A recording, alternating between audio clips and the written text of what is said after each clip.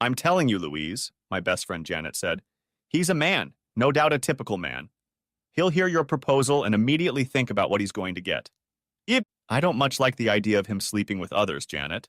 I didn't say he would sleep with anyone, Louise. He's a 40-year-old man and his best years are behind him. Do you really think he's going to be entertaining 20-year-old college girls every weekend? He'll stay home with the kids and you can run off and live your best life. Do you really think that won't blow up in my face?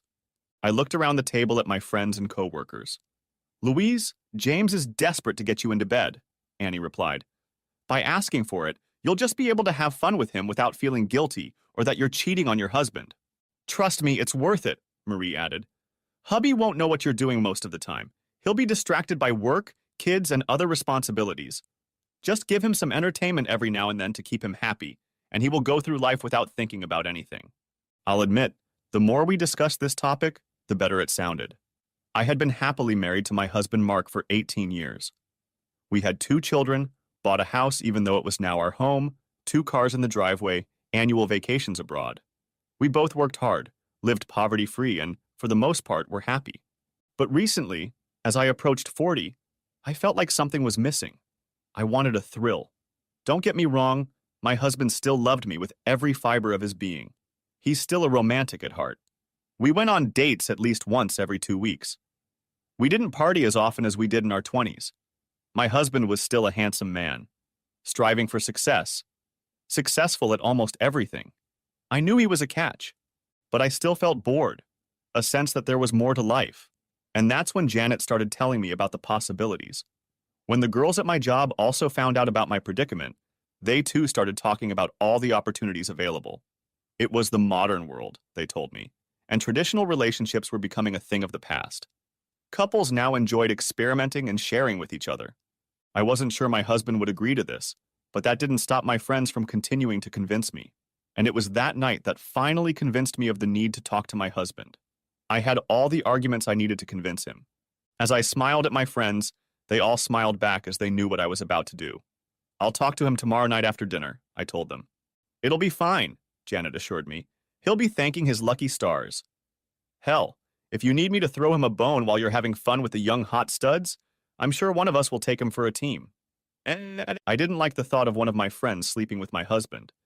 But if it gave me the opportunity to find a few lovers of my own, I would eventually find it acceptable. The last thing I'd want is for my husband to hold a grudge while I'm out with one of my boyfriends. Boyfriends? I like the sound of that. Especially the plural. I'd only had 3 boyfriends before I met my husband, and none of them had lasted longer than a few months. I never had a one-night stand. As soon as I met Mark, I never once looked at another man, and I rarely had to turn my head since then. At least until the last 2 years, when young men started showing up at our firm. They weren't shy about flirting with me, and I realized that I was still a desirable woman, and that men barely out of university were eager to entertain me. The realization that you still have everything ahead of you does wonders for your self-confidence. Coming home later that evening, my husband would have guessed nothing. It wasn't until he hugged me as usual, knowing he had no idea what loomed on the horizon, that I lay in silence, worried about the possible outcome, and let out a few nervous tears, hoping I wouldn't start getting upset the next night when I ran into him. The next day was Sunday. The kids played sport on Saturdays. My daughter played netball, my son played rugby league, so we always tried to do something fun for them as a family on Sunday. It wasn't forced, and as they were both teenagers, they preferred to spend time with their friends rather than their parents. My husband was a little more understanding of their longing for freedom, but I still loved the family time. Eventually, we headed out for dinner, but it was a little disappointing as both kids spent more time on their phones than talking to us. Don't worry, honey. The only thing distracting me is you, my husband declared. I was overcome with guilt, as I knew what I would be demanding of him in a few hours. Dinner went as usual.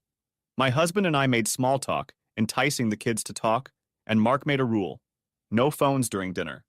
The kids complained at first, but I could see that they liked that their father took an interest in their lives, always willing to ask a question or give advice. When I cooked, he always cleaned up after himself, and one of the 2 children helped him every night. Children, you are dismissed. I need to talk to your father about something, and it's not for little ears, I told them. Are you having another child? Our daughter asked rather excitedly. No, nothing like that. I looked at my husband and saw curiosity written all over his face. It's just something important. He clearly didn't know what was going to happen next, but he pulled a bottle of wine out of the fridge anyway, poured us both a glass, and sat down across from me. He looked at me, but was silent. While my husband may have been an extrovert, the life and soul of the party, there was another side to his character. Quiet, thoughtful, and contemplative. He lived his life guided by many slogans, one of which stated, "Be silent, and you will be considered a fool. Speak up, and you will dispel all doubt." I sipped my glass for a couple minutes, getting my thoughts in order before clearing my throat. "Darling, are you happy?" "Happy with what, honey?" "Happy with everything? I mean our life?" "Of course. What have I got to complain about? I have a loving wife, 2 wonderful children, a terrific home and household. We live comfortably. Our careers are going strong. We have great friends and supportive families. I think we're doing better than a lot of other people." "I'm glad you think life is so wonderful, honey. And I do too. But I'm not on the same page with you. There's something missing. And to be blunt and completely honest, I'm bored." Mark was silent for at least a minute. Then he became thoughtful again. "You're bored?" Nodding at his words, he asked, "Our marriage?" "I love you, darling. Please don't doubt that, but I need more than what we have now. I need excitement. Am I not good enough as your husband? I mean, I know we're married already. It's not about what you do or don't do, Mark. It's about me and my wants and needs." Sipping wine from my glass again, I tensed. "I've been talking to friends and doing research. Traditional relationships are—" "Don't give me the so-called newfangled nonsense your friends are spouting, Louise," Mark said stiffly. "I don't want to be taken for a fool or a dumbass. Just spit out what you want from me." I knew he knew what I wanted from him. I finished the rest of the wine from my glass. "I want an open marriage, Mark. I want an open marriage and an open relationship." For the first time in as long as I can remember, he looked at me with anger. It wasn't really just anger. The eyes, which had held nothing but love almost from the moment we'd met, changed in an instant. His fingers clenched around the wine glass so tightly I thought he was going to break it. "Can you repeat that, please?" he asked in a low tone. "Just for clarification, Louise." "I want to open up our marriage so we can date other people. Just think about it, darling. Instead of sleeping with the same woman you've been with for almost 2 decades, you could go out looking for some younger woman or even women to have fun with." He was silent, but his gaze was almost nervous. His eyes barely blinked as he silently pondered. I rarely saw my husband in anger. I knew he had a temper when pressed. I'd heard him on the phone as he dragged his coworker over hot coals. And he'd gotten into trouble more than once when he'd played rugby league as a young man. "No way," he finally growled. "I don't know what you've been reading or who you've been talking to, although I can guess who's been filling your head with this nonsense, but we're not opening up our marriage. We made vows to each other, Louise, one of which I take very seriously. Do you remember what it is?" I ran through the vows in my head and realized which line he meant. "Renounce all others," I whispered. "Bingo. And I take that oath seriously. Ever since that day when we stood together before the gala, in front of our friends and family, and while I may have looked at a beautiful woman on occasion, I certainly didn't think about doing anything with her. And now I sit here wondering how seriously you took those same vows." My friends had prepared me for all the arguments he could throw at me. "Honey," he almost growled at my usual pet name. "Mark, I still take these vows seriously, but adjustments can be made over time. We can still love, honor, and cherish each other. We can still be husband and wife. I still love and am in love with you. But I need this. I long for something else.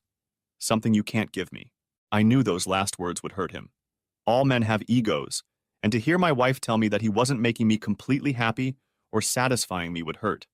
I could almost see him gnashing his teeth, his jaw clenching, rage lighting up in his eyes. But somehow he held back. I knew I'd make him angry, but I also knew he'd eventually do what I wanted him to do.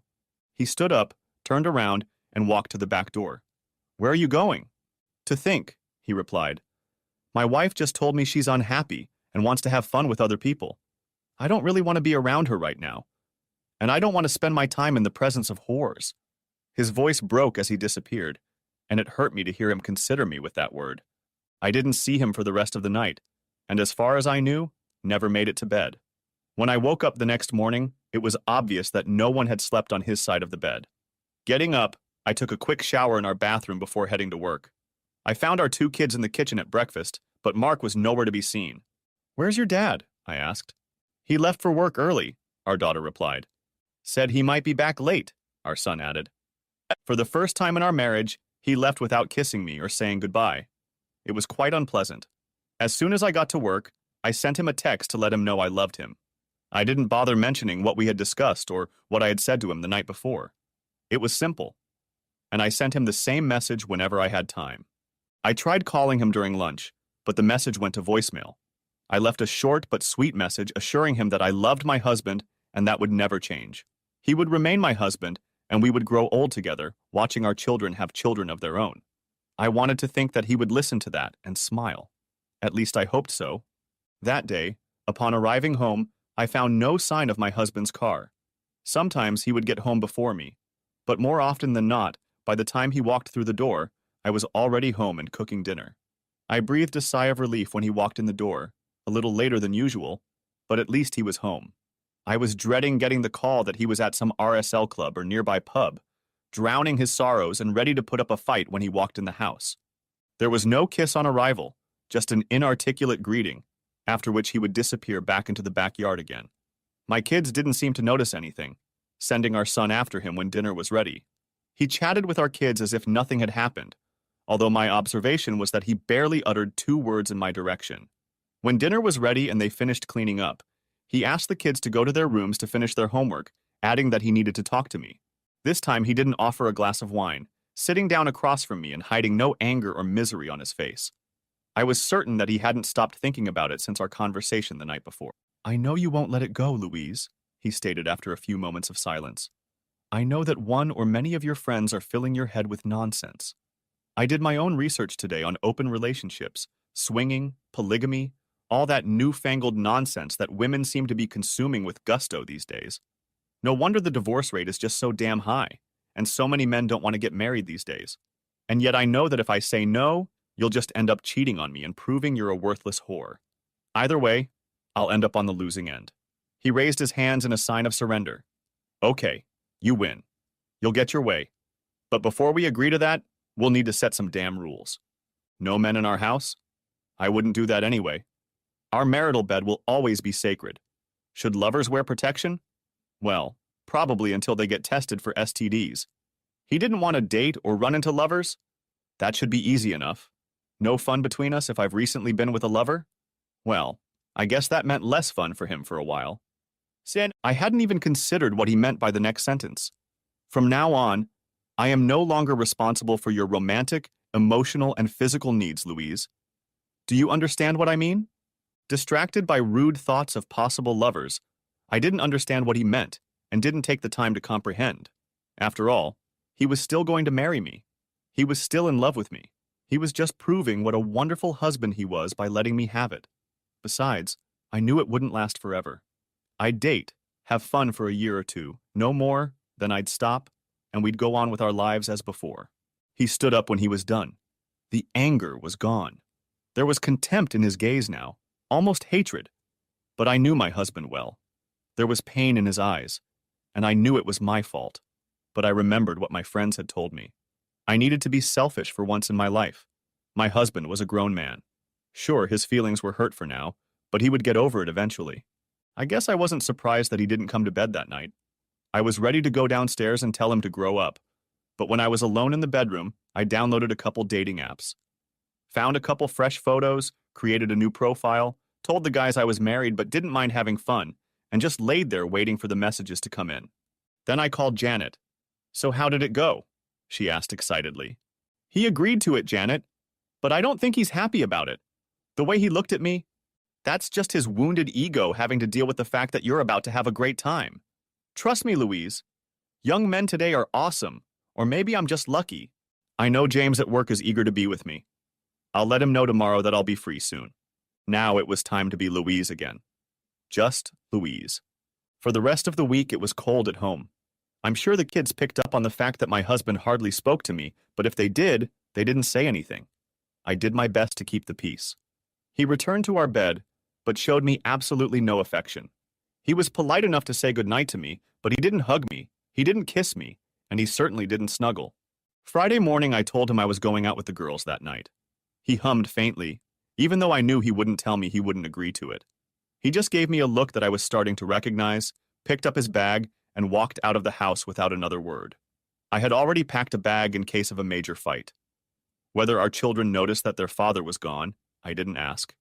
I kissed them goodbye and told them I would be home late, whether it was in the evening or the next morning. When I arrived at work in the morning, my coworkers were thrilled, and when I showed them the change of clothes and what I would be wearing, the excitement increased tenfold. I took a picture and sent it to Janet, who informed me that something was going to happen that night. I spent the afternoon letting the three young men know that I now had permission to play away from home. "Are you serious?" asked James, after I informed him that we were going out for drinks tonight.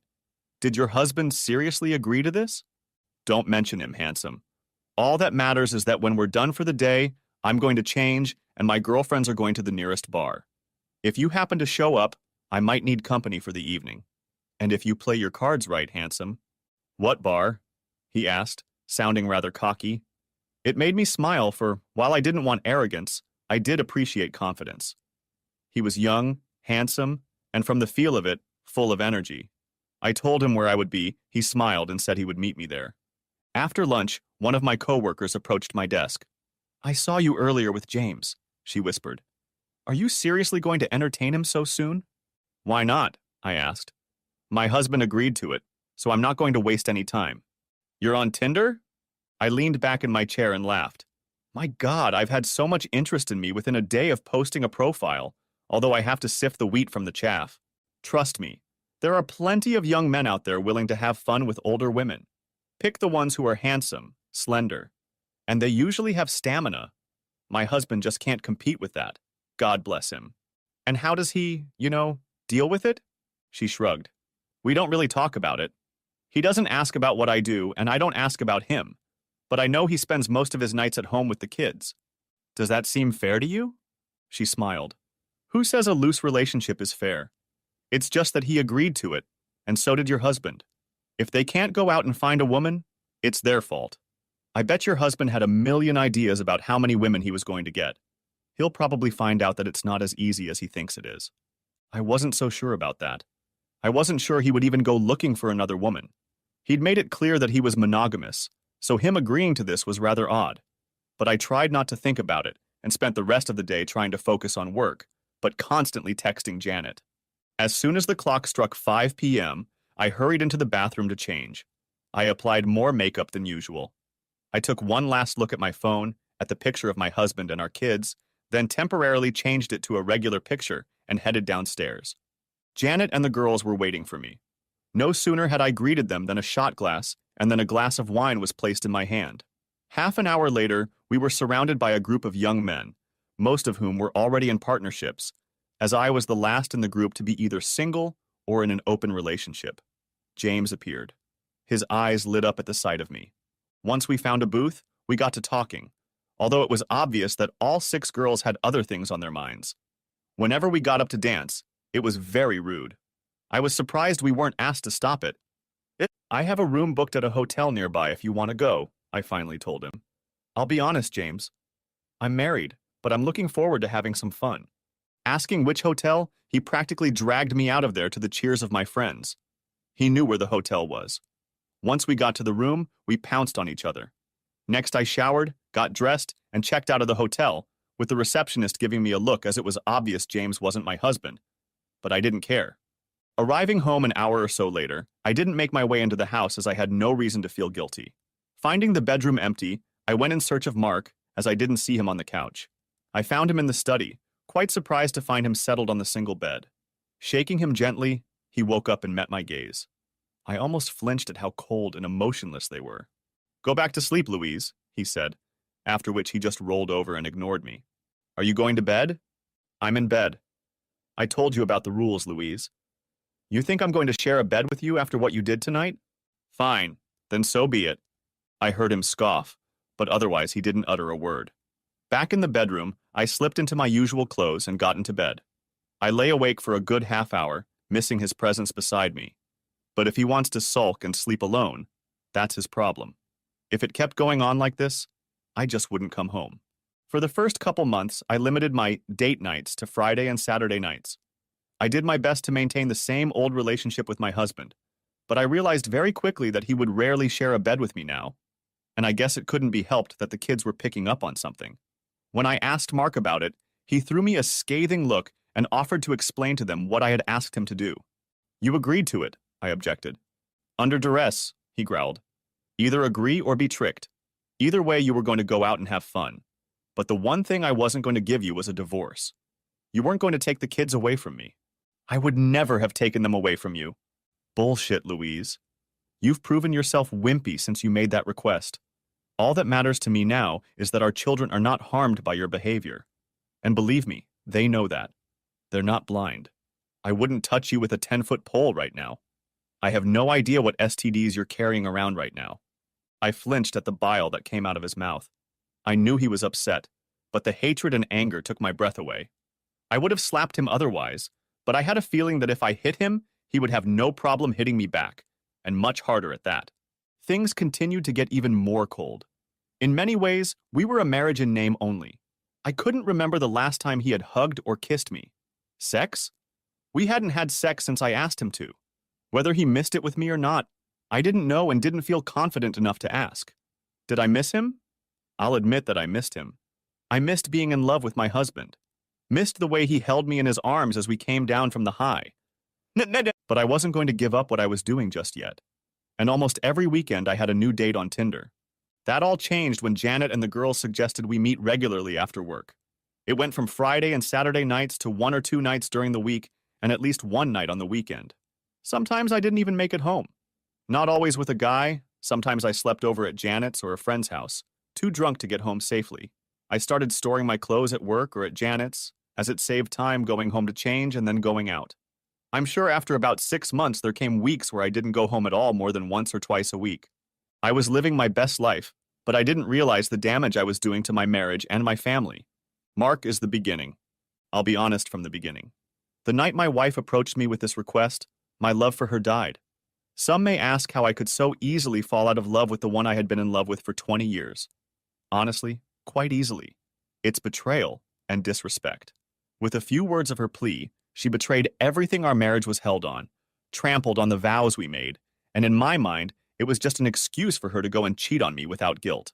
And as I went outside to cool down when I was ready to snap, I realized that I just had to turn off my emotions and deal with this whole issue calmly and logically. She was disputing all of my arguments, and it was obvious that she had been coached by her friends. I knew exactly who it was that was telling her things like this.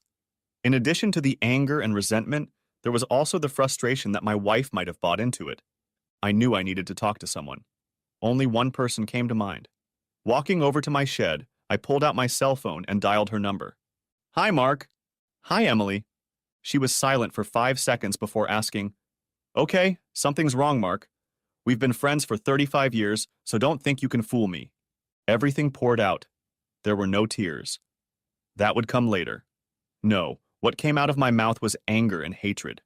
The opposite of love is not hate, but indifference. In those moments, I hated my wife only because she took a few minutes to rip my heart out and crush it in her hands. I don't remember exactly what I said. All I know is that it wasn't pleasant. Are you sitting down, Mark? No. Have a seat, Mark. I'm going to tell you what you need to do. It's not going to be the same as what I did with Adam. This was different. You're going to have to play it differently. It's going to be hard, but that's the only advice I can give. Rely on me, Emily. What am I supposed to do? Part of me thinks I'll just walk away, but then I'd leave the kids behind, and if she ends up doing what she wants, hell knows what will happen to them. Besides, I could fight for custody, but we know how that turns out for a lot of men, and I'm not going to be a part-time dad. And forget about co-parenting. Here's what you're going to do, Mark. You stay married only out of convenience. Turn everything else off. The romance is dead. Block out your emotions. You will no longer be a shoulder for her to cry on or lean on. You are no longer the person she comes to for emotional support. And you certainly don't want to be doing that with her now, do you? The thought of making love to my wife after she's been with a lover makes me want to become sick or incredibly violent. No one wants me as a sloppy second. Exactly. That's why you've completely cut yourself off from her, except for the financial aspect. Keep your house. Keep your kids. Focus on yourself and them. Do the things I've been doing. Go to the gym. It's good for your body and your soul.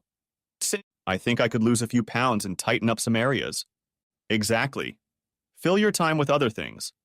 Find a hobby or two. Reconnect with friends you may have lost touch with. And most importantly, focus on the kids. Show that you are the parent who cares about them. Kids aren't stupid. They'll understand what's going on. And if she does decide to do this, I can guarantee you how it will go down. It'll start out slow, but eventually she'll close her head and focus on her own wants and needs. Have you seen this before? Mark, I'll be honest with you. She'll probably end up having fun with a bunch of guys, but eventually she'll find one lover she'll probably fall in love with, and then she'll have to make a decision. Stay with her family, which will be in name only, depending on how far things go, or she'll leave you and the kids. Fantastic, I muttered. Part of me suggests you just leave now, but I realize I want to stay in my house with the kids. So do what I said. Go to the Greystone. What is that? It's used against abusive or manipulative people. Louise is obviously one of the latter. She has completely manipulated this situation to her advantage. The basics of the Greystone are that you show complete disinterest in her as a person and make any interaction with you unrewarding. Don't give her anything of yourself. It will be difficult and you will fail at times, but try to hide all emotional reactions and make everything you say short and direct. Will it work? More than likely, as I believe her request comes from disinterest in you and your family. Given how you feel right now, you don't want to have any emotional ties with her. Now you are under no obligation to share anything if that is what you want. The best idea is to reduce any conversations to the subject of your children, almost as if you've split up and become co-parents. I sighed, and she added quietly, and I'm here for you, Mark. Always have been and always will be. Love you, Em. Love you too, big guy. It's hard right now. It always is when a relationship ends. I've seen a couple other men who put up with that shit. They're both divorced now. Focus on your kids and yourself. Things will work themselves out. Will you forgive her? No. We'll divorce eventually. I'll wait until our youngest is 18 if necessary. We'll live in the same apartment, but we're nothing more than neighbors now. That's a good way to think about it. Just don't do anything stupid. I won't, but I'll take the necessary steps to protect myself. There's nothing wrong with that, Mark. Where will you sleep tonight? Not in the marital bed, that's for sure. I'll be visiting you soon, Mark. You're going to need friends for what's ahead of you. Thanks, Em. One more thing, Mark. I know it's hard to think about, but you have to take advantage of it. Women will love you. You're successful. You're trim and handsome. You're a great father. So go out and find yourself some beautiful young women.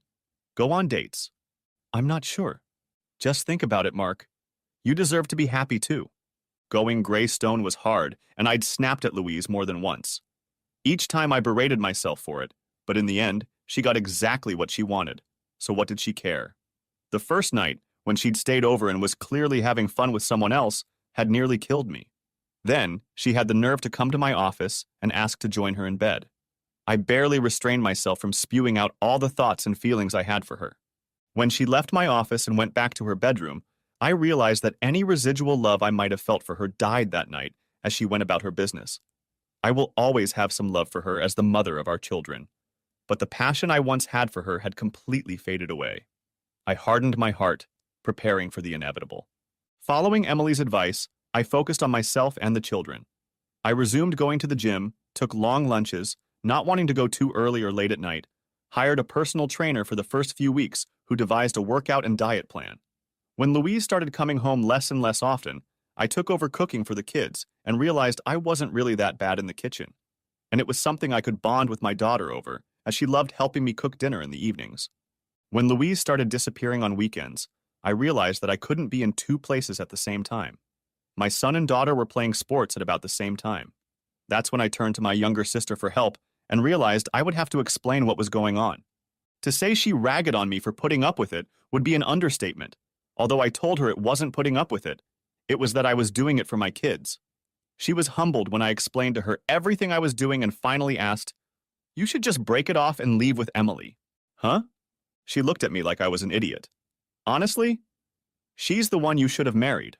Before I could answer, she held up her hand. Yeah, I've heard all that before, about your friendship and not wanting to ruin it. But look where it's gotten you. The cheating whore wife. Do you even know where she is now? Best not to know, I muttered. One of the rules. When was the last time you did this? She shrugged and shook her head. Not in the mood?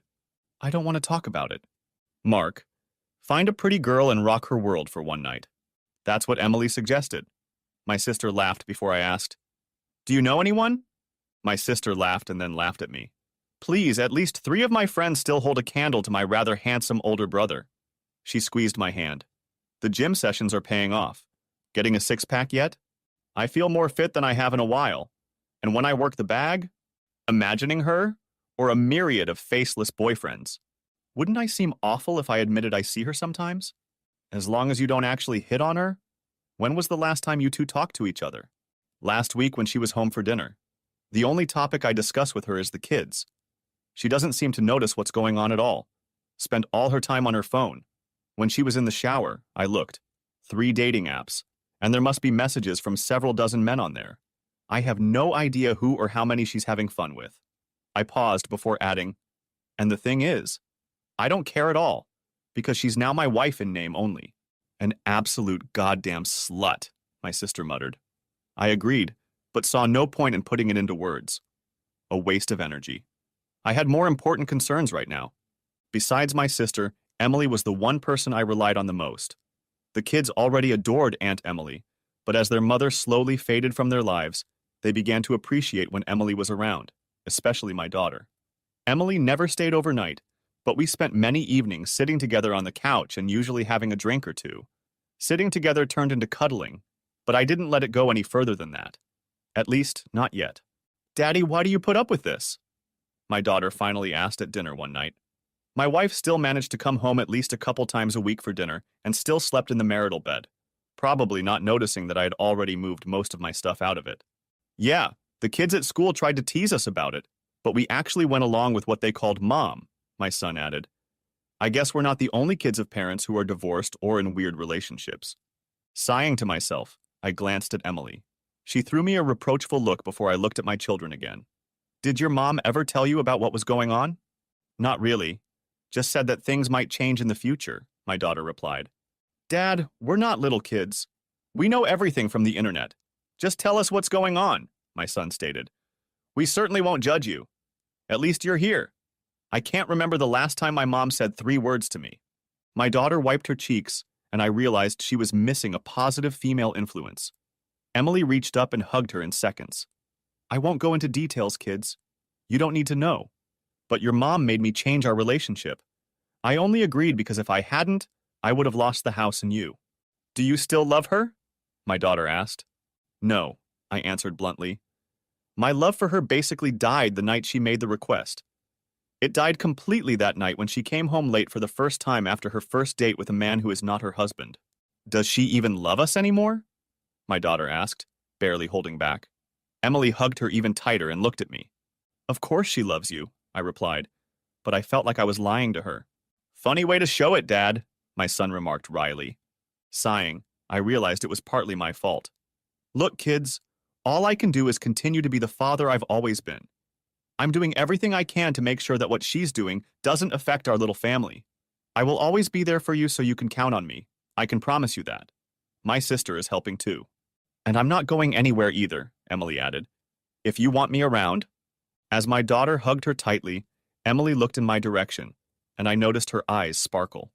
She had wanted children with her previous husband, but for some reason, it never happened. We like you, Emily, my son said with a smirk, and we know you make Daddy happy too. He's smiling again. My son made me blush. Emily smiled at me, the kind of smile a woman uses to let a man know how she feels.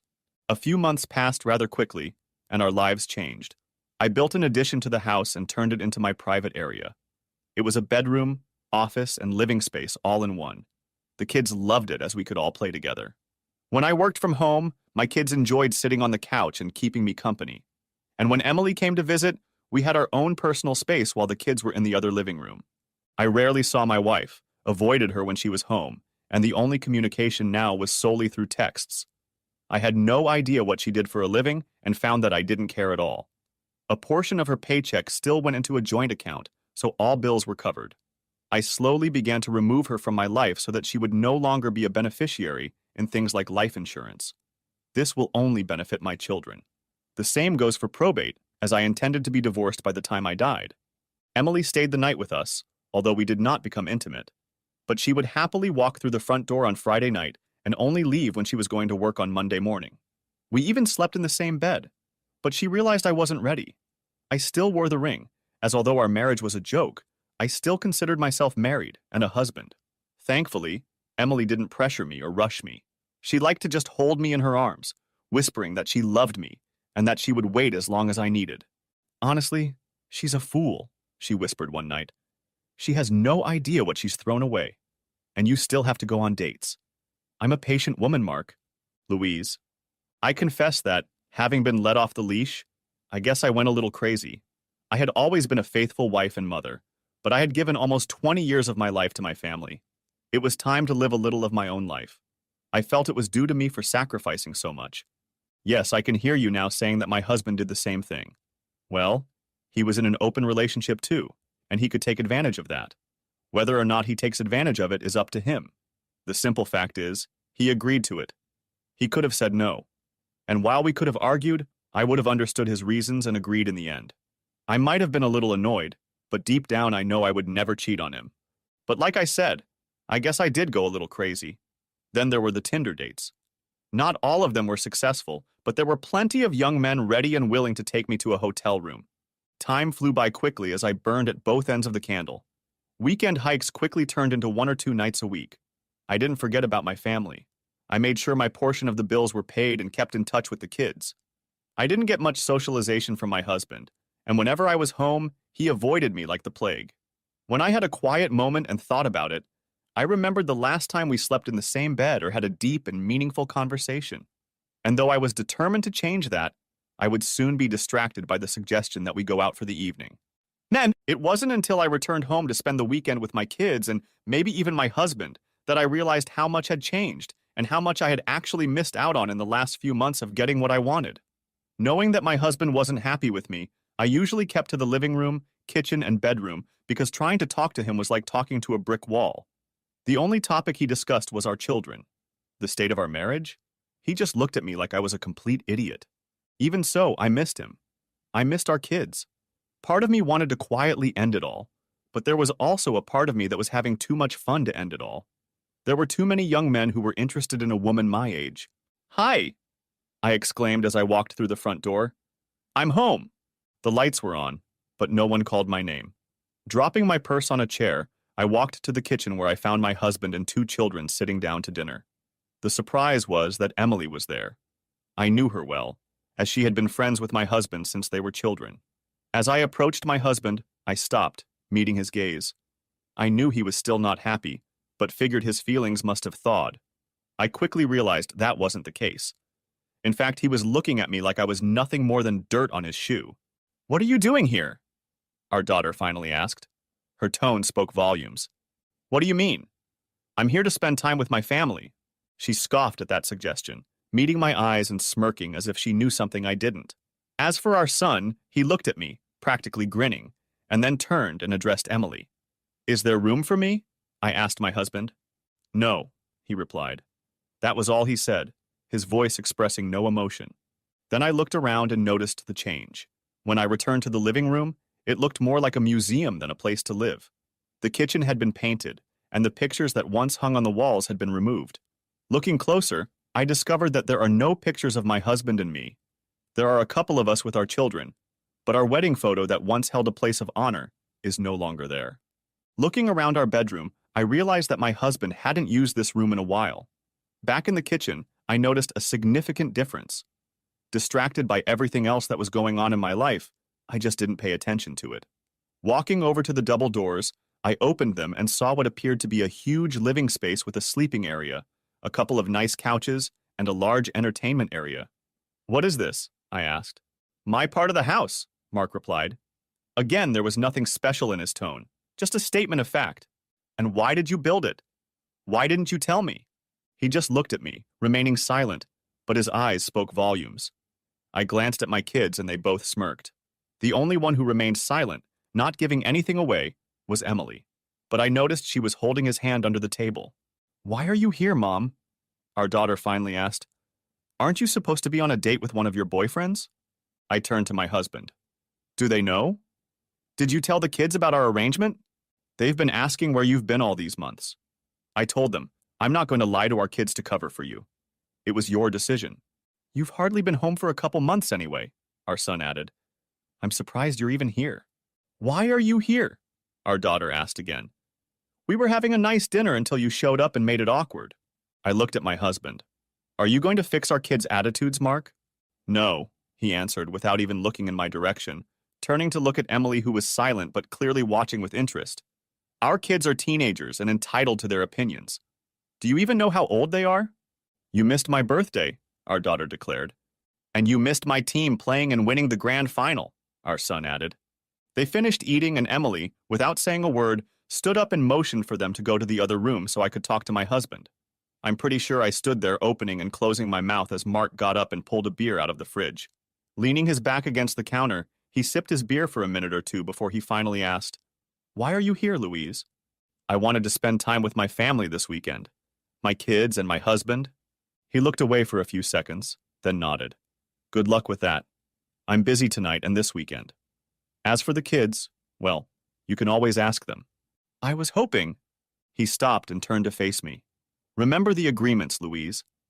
I have no idea what you're doing now, and I don't care anymore. I didn't care the day you made me agree to this. But you can try to talk to our kids if you want. But I wouldn't hold my breath.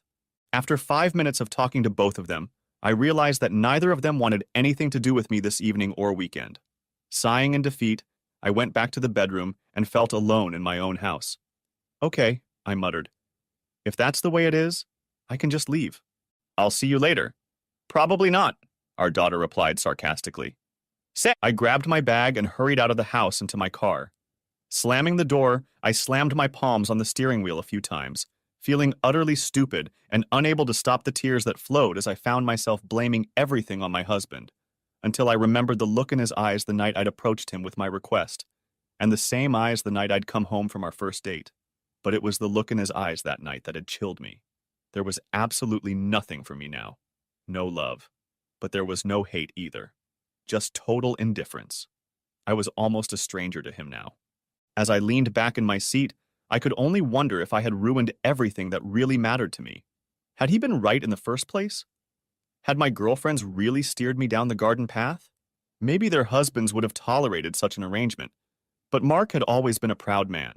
Then I remembered part of our agreement, and everything suddenly made sense, making me cry even harder. He had completely disconnected from me. According to him, we were only married out of convenience, and I suddenly doubted we would ever go back to the way things were. I knew I couldn't go to my friends because, frankly, I would end up blaming them for the collapse of my marriage. Wheeling aimlessly around town, I eventually parked at a bar I knew well. Once inside, I sat down and ordered a drink, which soon turned into 2 and 3 as I struggled to hold back tears. Is this seat taken? A kind voice asked, and I saw the man looking at me. No, it's not taken, I replied, snorting a couple times. Though I'm not sure I'd be good company. Maybe you need some company. It's not nice to see a woman sitting alone, looking lonely and frustrated. He sat back in his chair, bought himself a drink, and offered to buy me a drink.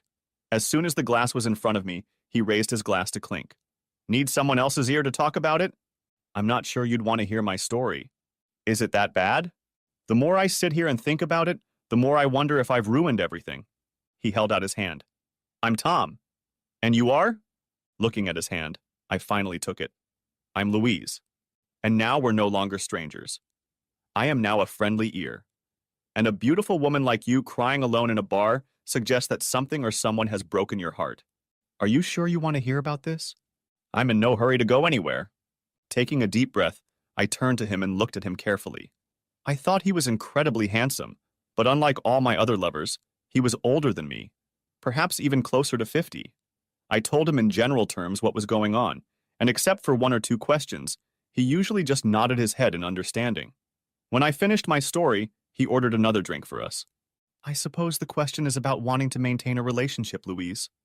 Honestly, I can do that at the moment, as I'm not sure my husband will ever find it in himself to get our relationship back on track. He's just angry with me all the time. But he agreed to it, hasn't discussed it with you since, and just lets his anger and resentment build up. How can you fix anything if he won't talk to you? I just want my husband to love me again, I whispered. All these other men don't love me. It's just a pleasant pastime. I don't expect much from them. After another round of drinks, I was in no condition to drive. Tom asked where I would sleep that night. After suggesting I get a hotel since I didn't really want to drive home, he asked if I could ride home with him. I live alone and have spare bedrooms, he added. I don't expect anything different, Louise. I immediately agreed. Tom called a cab to pick us up, and I headed to my car to grab the overnight bag I always carried with me. He lived on the opposite end of town from where I lived with my family. Taking me inside, he showed me around first, including the bedroom I would call my own that night. Asking if I wanted a nightcap, I agreed, and we had a glass of something strong while sitting next to each other on the couch. You're a beautiful woman, Louise, he said softly, putting his hand on my thigh. Did you ever think that instead of numerous lovers, you'd find one or two that would make you feel as special as you deserve? I don't want to fall in love with someone else, I replied softly. You know you can love more than one person, he replied. I met his gaze and couldn't help but smile, for he was very handsome. The best part was that he was nothing like my husband. I'm not going to tell you how to live your life, Louise. You know almost nothing about me. Waking up the next morning, I put on spare clothes and met him in the kitchen. After greeting me with a kiss on the cheek, we ate breakfast at the counter, getting to know each other. What I in no way expected to hear was that he was in the same relationship as me. I'm always honest with any woman I meet. I don't wear a wedding ring when my wife isn't with me because it's usually annoying, but I always tell the woman before we sleep together. My wife lives elsewhere and we only see each other once a month. Do you have children? They're grown and moved away from home where they go to school. The rest of the time they live with my wife. Do you have many mistresses? In the early days of our open relationship, I, by my own admission, slept with any woman who showed the slightest interest in me. Now that I'm older and wiser, I prefer to have a real relationship. Sipping his coffee, he finally asked, What are your plans for the weekend, Louise? I don't have any at the moment. Would you like to spend them with me? He leaned forward and took my hand. You are an attractive woman, Louise, and I confess that I sat next to you last night for two reasons. The first is that I saw a beautiful woman who was incredibly upset, and I wanted to comfort her. The second reason is that I wanted to get to know this beautiful woman better and generally hoped she would take an interest in me in return. I squeezed his hand in return and felt a smile appear on my face. I think you've come to the right place, Tom. I'd love to spend the weekend with you. The thought never left me that Tom was what we would call well-to-do. The house he lived in must have cost a fortune. His luxury car was something my husband and I could never afford, even with 2 paychecks. And after our day together, the restaurant he took me to was one of the best in town, and it was obvious he was trying to set me up for wine and dinner. Afterward, he asked me to dance, and I probably didn't surprise him too much by kissing him first. It made him smile looking into my eyes. We danced until late in the evening, until he asked if I was ready to go. He held my hand until we were in the back of the cab, and I snuggled up against him and his arm wrapped around me in return. Arriving home after midnight, he offered me a drink while I took off my shoes and waited for him in the living room. We sipped our drinks, talking quietly, and then I made up my mind and leaned in to kiss him. We ended up in his bedroom. Sunday at breakfast, Tom gave me a thought. My marriage to my husband would be difficult. He explained where I was wrong. He and his wife didn't force things. They were spending more time living apart, so opening up the marriage made sense in a way. I surprised my husband with a request, and then practically forced him to say yes. Although the relationship would be difficult, he insisted that I do everything I could to repair the damaged relationship with my children. At first, our children didn't understand, especially when I moved my business elsewhere, and that meant I would only visit them occasionally. However, I only did this when they were old enough. It sounds like your children were told about the situation, so now it's up to you to figure out how it works. He took my hand and smiled. And do your best to mend your relationship with Mark. He seems like a good man. He's a wonderful man. Almost as wonderful as your wife. I love my wife and plan to retire with her sooner rather than later. The day I come home will be the day this all ends. What does she think? She misses her husband, but I also know that she keeps 2 lovers while I'm not around. When I'm around, all her attention is focused on me. I do the same when she visits me here. Things seem to be working out for you two? Not without problems, but we make sure there's no jealousy or resentment. I spent most of the afternoon with him before he drove me back to the bar where my car was parked. When he put his arm around me, I couldn't help but sigh. Maybe I was going about this all wrong. A one-night stand is fun for a while, but emotionally he was leaving a void in me. And now I had somehow found a decent, good-hearted man who was interested in me. Hell, He'd even given me advice that sounded like solid advice on how it might work in my own marriage. All you can do is keep in touch with your husband. Do your best to do that, he said. But the most important thing right now is your children. Do everything you can to rebuild that relationship. I'll do my best. When can we see each other again? As soon as you want to. Like I said, I'm not seeing anyone else and I don't plan to. But I need your promise that you won't be jealous if I meet someone else. I can get myself another semi-permanent boyfriend. He laughed, and I was surprised at how much I liked the sound. Now you're thinking right, Louise. You've had your fun, and that's perfectly fine. But I think you've now realized that you need something more serious, perhaps more permanent, perhaps lovers who will focus on the first 4 letters of the word. I hugged him tightly. I'll call you soon, I said. I'm looking forward to it, Louise. I watched him drive away before getting into my car. Taking a deep breath, I slowly drove home, going over in my head what I should do and say to my family. On the way, I stopped to pick up most of my things from my friends. Janet was intrigued, and I told her that I was going to stop the constant weeknight outings, that I was done with the meaningless fun, that if I was going to do this, I needed a real relationship. Janet seemed ready to argue, but I hugged her, letting her know that she was still my best friend, and I loved her. Good luck, she told me at the front door. By the time I entered the house, it was late evening. Going upstairs, I gathered my clothes and headed into the kitchen. I heard a noise coming from the other end of the house, from the door to my husband's room. I had to stop and hold back my sobs as the phrase rang through my head. My husband had taken every possible step to separate our lives, except for actually finalizing the divorce. Our son, Matthew, played on a console that looked like a video game console, and the new TV was huge, mounted to the wall. Our daughter, Zara, was happily studying next to her brother, oblivious to the noise of the gaming system. If you looked out the windows, my husband was standing on the new terrace, hugging a woman. And it didn't look like Emily. Clearing his throat, Matthew looked in my direction and was surprised to see me. Facing his sister, she pulled her headphones out of her ears, ready to yell at him, but he gestured at me. Walking over to the kids, I sat down on my knees between them, taking their hands in mine. Before I could stop myself, I felt tears rolling down my cheeks.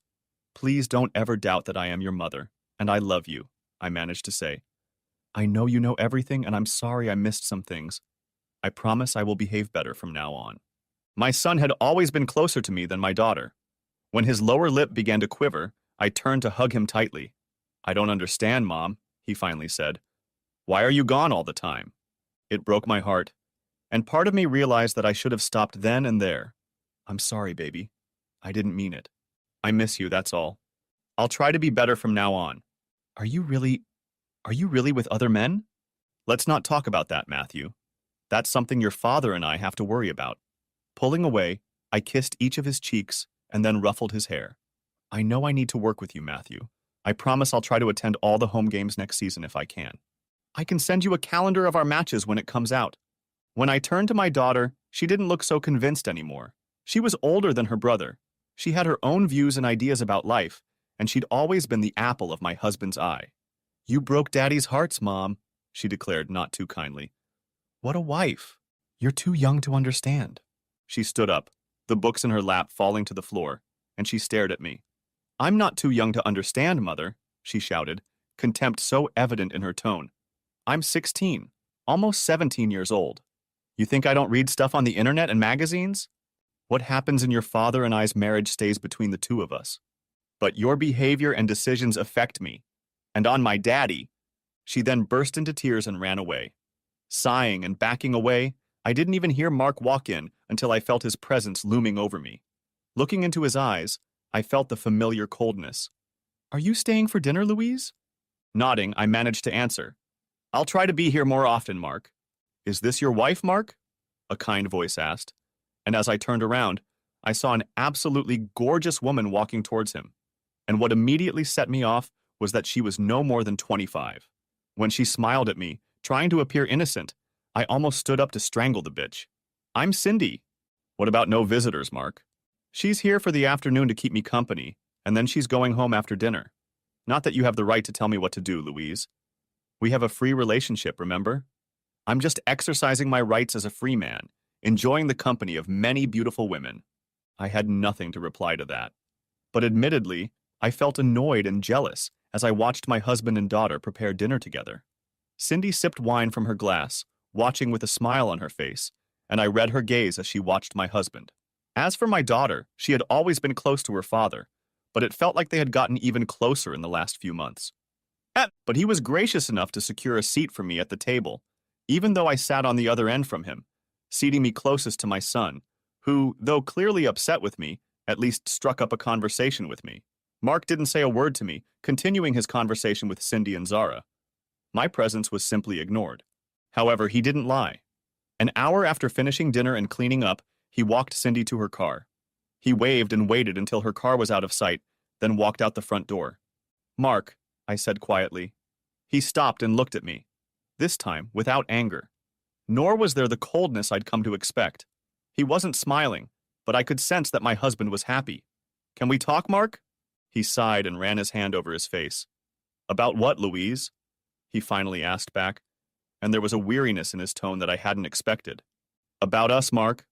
I'm still your wife. You're still my husband. I still love you. I never wanted any of this to happen." I thought he was going to explode with rage again, as I noticed his fists clenching more than once. Finally, he walked over to one of the chairs and sat down. "You wanted an open relationship, Louise. I accepted your demands. You accepted my demands. When was the last time we slept in the same bed? Didn't share a bed with my wife after she dated other men. Remember what I said. No emotional support, no physical support, no love and affection. If you want all that, find someone else. This is what you wanted, Louise. I never wanted my wife to leave to be with someone else. I was happily married. Now I'm married in name only, as far as I'm concerned." "Who is she?" I had to ask. "You brought another woman into our home." "We never did anything here," he stated bluntly. "And who she is none of your business. I don't care who you're with, and who I'm with is none of your business." He stood up and looked at me, almost with pity in his eyes. "Everything that has happened is a consequence of your decisions, Louise. I warned you of what would happen. I have many idioms I can think of about all of this. Perhaps one of them is, be careful what you wish for. You got what you wanted from me, but you didn't care about how it would affect everyone in our family." I was watching TV in the living room when my son appeared in the doorway. He looked a little unsure until I patted the empty seat next to me. I couldn't help but smile at how tall he already was, and turned to lean against him when he finally sat down. "Do you miss your mom?" "Yeah." I knew I wouldn't be sleeping with my husband this night. Matthew went to bed at a reasonable time. Turning off the lights throughout the house, I walked over to the double doors that led to Mark's part of the house. One of the doors was closed, the other left ajar. He was lying on the couch with our daughter pressed against him, his arms around her, and I could see her body trembling. It was obvious she was crying, and I knew I was the cause of it. If I walked in, I knew things would get ugly, and words would fly that couldn't be taken back. Sighing, I quietly closed the door and headed for my bedroom. There was no point in calling it our bedroom anymore. I wasn't sure my husband would ever return to it. Mark. I took Emily's advice to heart and decided that if my wife could go out and have fun, there was nothing stopping me from doing the same. And I realized very quickly that there were a lot of young women who would be interested in a 40-year-old man who was successful in his business, had his own house and car, had raised a couple of good kids, and, I thought, was somewhat good-looking. Friends and coworkers set me up with girls and women they knew pretty quickly. I didn't want to date anyone too young. Cindy was 25, and she was so cute, I couldn't say no to her. Charlotte was 28, a high-flying career woman who craved love and companionship, but only on her own terms and in her own time. Melissa was in her early 30s, worked as a lawyer for a company we did regular business with, and was an absolute dynamo in bed, doing things for me that my wife had long since stopped doing or never did for me. And then there was Jessica. Don't shoot me, but she's only 21 years old, even though she's the daughter of a female coworker. Both were aware of my situation. Jessica had had her heart broken by some pretty shitty boyfriends, so after explaining the situation, Jessica happily agreed to be one of my friends. "I'm partial to handsome older men," she told me during our first date. "Mark, can I be honest about one thing?" "Sure." "Your wife is a goddamn idiot." "You're not my only girlfriend who says that. The only thing that surprises me is that it somehow works. I don't mean with my wife. I mean between me and you and the rest of you. Oh, I'm jealous when I know you're seeing someone else." But I went into this arrangement with my eyes wide open, realizing that it wasn't forever. but that I would be spending time with someone who would make me feel special every time we were together. Besides, we all know about Emily and her due date. I was told she extended it. Yeah, she said I now have a year to have fun. No. Did you ever think she was afraid to make the move to be with you permanently? All the time. The thing is, we're very much in love. Pretty much our whole lives. But our love has always been platonic. So what you're saying is that you really need to take her to bed, make love to her like no one else, so that she realizes that deep down, you both need to be together. How can you be so young and yet so wise? She clapped me playfully on the shoulder. All your girlfriends say it's a good idea, and we all love Emily so much. She's too charming and understanding. We all agree that you two are right for each other. Sighing, Jessica clung to me even tighter. Don't feel guilty because it's not just up to you, Mark. Sometimes a woman just has to let you know she wants you more than anything else in the world. Waking up in the morning, we got dressed, went down to the lobby and had breakfast, and then went back to the room to pack, after which I drove us home. After dropping her off at her house, I got out of the car and walked her to the door, sharing one long, lingering kiss with her, after which she headed inside, turning around with a dreamy smile on her face. I knew I'd hear about it at work the next day.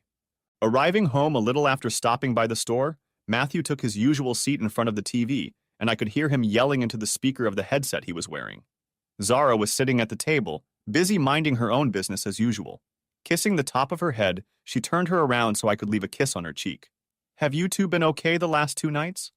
I'm 16, Daddy. I'm quite capable of taking care of myself on my own. And your brother? He hasn't been too intrusive, if that's what you're asking. Any sign of your mother? Not since Wednesday night. Fair enough. What do you want for dinner? The 3 of us enjoyed dinner, though Matthew sat down at the table and gorged himself on his portion with gusto before returning to his game. Zara grinned at me, shaking her head as we cleaned up the kitchen together. Grabbing a beer from the fridge, I headed out onto the deck to enjoy the last rays of sunshine. Zara came out to join me and ended up settling on my lap. Daddy, are you happy? Depends on how you define it and what I'd be happy about. Am I happy with you? I tickled her, making her squirm and squeal for a few seconds. Yes, happy. I love my children and would do anything for them, as I'm sure you know. Am I happy with my current situation? Honestly, no. I feel like I'm treading water. Am I happy with my personal life in regards to anything other than your mother? I'm not going to lie, yes. At the moment, I'm quite content. I think Mom has a boyfriend. I mean, someone she's seeing on a regular basis now. Good for her. You really don't care, do you? No, honey. We're living completely separate lives now. The only thing we have in common now is you, 2 kids, some of our finances, this house, and a piece of paper that says we're husband and wife. Sighing to myself, I added, you two were never meant to be involved in this. That's what I assumed anyway. But I figured your mother's frequent disappearances would always be noticed, and I wasn't about to lie on her behalf. The thing is, I tried my best not to do the same thing, but after a while it started to seem like she was going out of her way to flaunt it, almost insinuating that she could go and do it, and I couldn't. I think you've met some beautiful women, Dad. Yes, I have 4 beautiful women to spend time with. They all know I'm married, but it's out in the open. They all know it's not forever. They all know I'm not going to fall in love and leave my marriage for one of them. Because of Emily, Zara whispered. Daddy, are you in love with her? She rarely called me Daddy now, only when she wanted to say something. Pulling her tighter against me, resting her head against my shoulder, I pondered the question. She's my best friend, Zara. She's been by my side longer than anyone else I've ever known. I've helped her through more than one relationship breakup. Broke the nose of an ex-boyfriend who was mean to her. Beat the shit out of a guy who thought cheating on her was a good idea. Sounds like love, Daddy. Your mother made my decision by taking love for granted. Emily never did that. We've never been in a relationship together. Never been intimate. But there's one person on this planet I can rely on more than anyone else, and that's her. Your mother knew that too. I know that Emily warned her that if she broke my heart, she would be the one who would have to repair the shards, and that she might just make up her mind and want to be with me. But in the meantime, are you having fun? Emily is more than aware of everything I do. Hell, she even encourages me. That's what friends are for, Dad. But I'll be thrilled when you marry her. Wait, what? Did she say something? No, but you deserve to be happy, and Mom hasn't done that since the day she made the request. Are you going to divorce her anytime soon? No, there's no need for that. She lives her life, I live mine. When you two children leave home, then I will make sure we divorce as soon as possible. Emily arrived at our house Tuesday night, and if I didn't know any better, my daughter was busy playing matchmaker the whole time. My son was a little oblivious, but I cast reproachful glances at my daughter more than once during and after the meal. By the time they went to bed, Emily snuggled up against me, wrapped her arm around my waist, and sat in cozy silence. It went on like that until she started giggling. Your daughter wasn't elusive today, Mark, she whispered. No, but we've been talking a lot lately. She wants us to get married. Emily pressed herself against me so that my arm was wrapped tightly around her. And what do you think of that idea? We need to get a divorce first. Do you love me, Mark? The only people I love more are my children. And Louise? I don't love her anymore, Emily. So, apart from your children, you love me the most? There was a time when I loved Louise more. That goes without saying. I dated her. I married her. Heck, you supported our relationship and made sure our wedding day was a success. We had kids, raised them, built a house together, and now here we are. Have you ever wondered?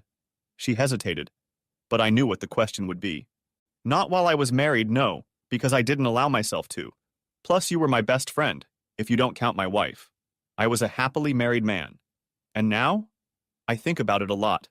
The one thing I can always be grateful to Louise for is that I'm a father and have two wonderful children. That night, Emily stayed with me. Nothing physical happened, as I don't think either of us were ready. My daughter was thrilled to have Emily with us at breakfast the next morning. My son didn't seem to be that bothered. I knew he interacted with his mother much more often than his sister. He told me about the apology and promise his mother had made a couple of months ago. Since then, she has started showing up at the house a little more often. He also informed me that his mother had invited him over for dinner, a standing invitation for her daughter that was never accepted. Walking Emily to the car mid-morning, she said, I'd like to stay the night again. I think it's fine for me because we don't have sex. That's one of the rules, right? Yes, and I'm sticking to it too. Louise came home on Wednesday. I could see she was looking forward to the four of us sitting down to a family dinner for the first time in months. Too bad for her that I had a date planned with Cindy. To my surprise, she stood up and begged me to stay as I walked to the front door. I turned around and returned her a neutral look. Please stay, Mark. We didn't have... It's not my fault, Louise. But we can. I have plans for tonight. Our children knew about it. They didn't expect me to have dinner with them tonight. They also knew that I might not be home and that I would see them tomorrow after school. Can't you stay, please? For me? I glared at her, then turned and walked out the door. I knew Cindy was waiting for me at the nearest pub. Of course, I wasn't going to tell my wife about it. She didn't need to know, and it was none of her business. Louise. He hates me, I muttered, snuggling up to Tom. Now I slept at home alone whenever I was there. I enjoyed these moments with Tom, usually up to 3 times a week.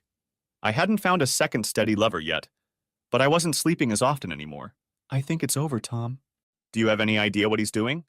I couldn't hold back the chuckle that escaped me. Oh, my daughter takes great pleasure in telling me about all the women he apparently dates, and she bluntly told me that she hopes he divorces me and marries Emily. To his best friend? Yes. And these other women? They've been visiting the house since Mark likes to cook them dinner. Apparently, he's become quite good in the kitchen. He used to cook for me, but our daughter... I take it she's not happy with you? Frankly, I think she takes great pleasure in the collapse of our marriage. She blames me for everything. Daddy's little girl? I waited a few seconds to get my emotions under control. I broke his heart, Tom. He's completely shut me out, but our daughter obviously knows what he's thinking and feeling. So what are you going to do? To be honest, I think my daughter is right. I don't know how I'm going to save our marriage because Mark still won't sit down and talk to me. The only thing he and I talk about is either the kids or something to do with our finances. I send him texts all the time about how much I miss him and love him, but I get nothing in return. I don't even try to call him because I know he won't answer. Tom made me feel better by making love to me. If I couldn't get my husband back, Tom was someone I enjoyed spending time with. There was another man, Daniel, who was interested in me. He was about the same age as my husband, single himself, but unsure of a relationship with a married woman, despite my assurances that my marriage was probably a failure. I loved spending time with Tom, as he always made me feel special. He took me on dates. We would spend entire weekends together. We could sit for hours and talk about any topic that came to mind. We tried not to talk about our other partners, but since they were an important part of our lives, they would slip into the conversation from time to time. A few months later, we were lying in bed. I want to ask one question. Anything, Tom. How would you feel about starting to go on trips with me? I do business all the time in the States and in Europe. With a beautiful woman under my arm, I won't be so lonely. What about your wife? He grinned to himself. Too busy to join me in such matters. And I want you to come with me, Louise. I met his gaze before asking, Really? I love spending time with you and I'd like you to keep me company while I'm gone. How long will I be gone? A couple weeks to a month. Depends on what kind of deals I'm trying to make. I'll need to tell the kids at least. Of course. I realize my request will affect your ability to spend time with them. But I know your daughter is 17 now, and your son is 15. How was her birthday? Awkward as hell. Both families are obviously already aware of it. I thought she didn't want me there, but I have a feeling Mark insisted on my presence. Maybe it's a small sign that somewhere deep inside there's still love. He knows my relationship with my daughter is broken, but he knows our son still loves me. I hear from him almost every day and try to call him every night if I'm not home. When do you need to know? As soon as you can. I'm leaving for the States on Thursday. On Monday, coming home, we found no sign of any other guests. Mark was preparing dinner with Zara, and both looked in my direction when I appeared in the doorway. Are you here for dinner? Asked Mark. Yes, do you mind? Of course. It's still your house, Louise. I almost cried. It was probably the nicest thing he'd said to me since the day I'd approached him with this request. Matthew noticed me from his spot on the couch in my father's room, came out and hugged me. I almost gasped, for he was still growing taller. Soon he would be as tall as his father, though not quite wide yet. For the first time ever, the four of us sat down to dinner. We didn't talk much, but I couldn't stop smiling as I looked at my husband. I would call him that until the day we divorced, and part of me still hoped that we would somehow manage to save our marriage. When dinner was finished, Mark served dessert. Just ice cream with chocolate sauce, but everyone at the table relaxed. I knew I would ruin the mood with my words. Mark, I know you don't want to hear anything about my business, but Tom has made a request of me, and it is that I won't be around for a couple weeks to a month. If it affects our children, I'll hear, Louise. He is a businessman, and he has asked me to accompany him on business trips in the future. His wife lives elsewhere and doesn't want to go, so he asked if I wanted to go with him. It means I won't be here as often as I'd like, but... It's okay, Mom, Matthew said. Where will you go? He mentioned traveling to the United States and Europe. Zara said nothing and kept an impassive expression on her face. I figured she didn't care one way or the other. Then I looked at Mark. He was looking at me, and I couldn't understand him either, until he asked a question I wasn't expecting. Do you love him? I love you, Mark, I answered quietly. No matter what, I'm still your wife and you're still my husband. I didn't ask that, Louise. I asked, do you love him? I don't know. I enjoy his company. I looked away for a moment before looking at him again. And do you love everyone you're with? He stared at me for a few seconds before he just smirked and got to his feet to gather up all of our bowls and dishes. Zara got up to help her father clean up, realizing that I wasn't going to get a response from him and any conversation was over. I retired to the living room, feeling somewhat relieved that Matthew had come to keep me company. Later that evening, I was already in bed when the bedroom door opened, and soon a warm body enveloped me in its embrace. It wasn't until a few seconds later that I realized it wasn't my husband. I'm sorry, Mom, he whispered. Turning around, I hugged him tightly and burst into tears. No doubt my son wasn't ready for his mother to fall apart. But he stroked my back and whispered that I was his mother, and that he loved me no matter what. That made me feel better, and I snuggled up to him. Thank you, baby, I whispered.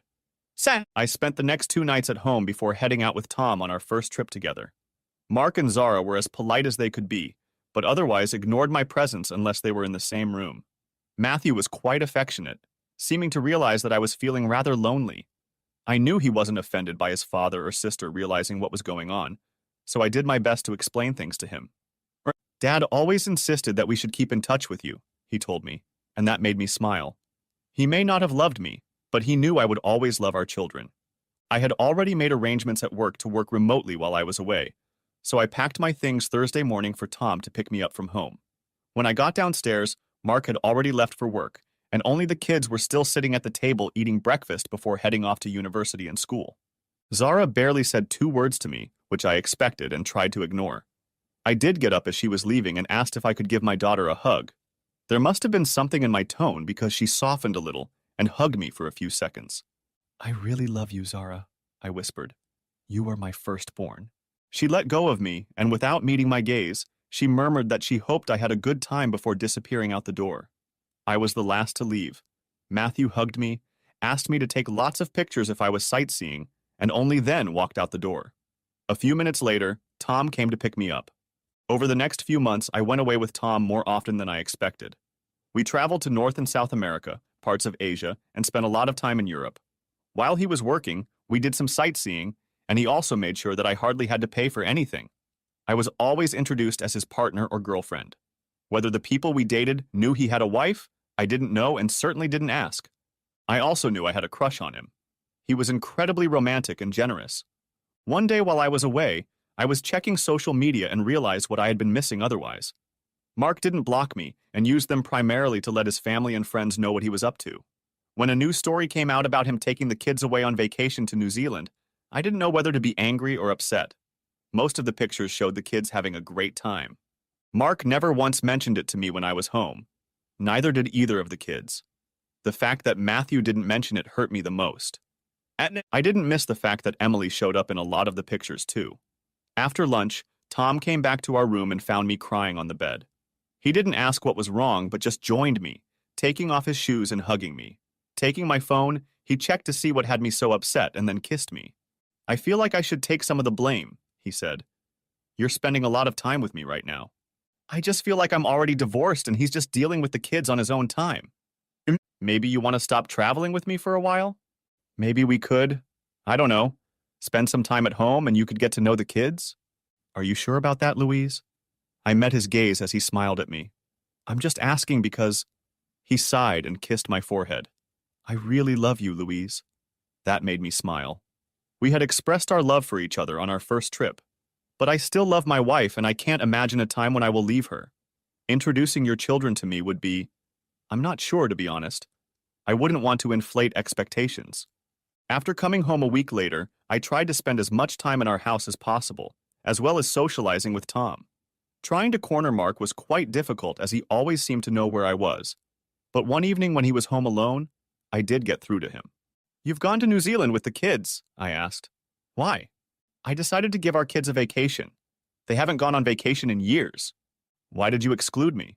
Because you were with your boyfriend at the time, he replied with a shrug. I would have canceled. He turned to look at me. I'm not going to pretend to be a happy family to fulfill your needs, Louise. I wanted to take our children on vacation. You're too busy jetting around the world with your boyfriend. And it just so happens that Emily came with you? Emily is my best friend. She's been my anchor and support from day one of this bullshit arrangement you insisted on. I invited her over for company while the kids had fun. What about Christmas? What about it? Are you planning anything? Am I going to be involved? That's entirely up to you, Louise. Mark, if you just talk to me. His eyes turned to ice as he stared at me, and I knew his body language well. He was on the verge of exploding.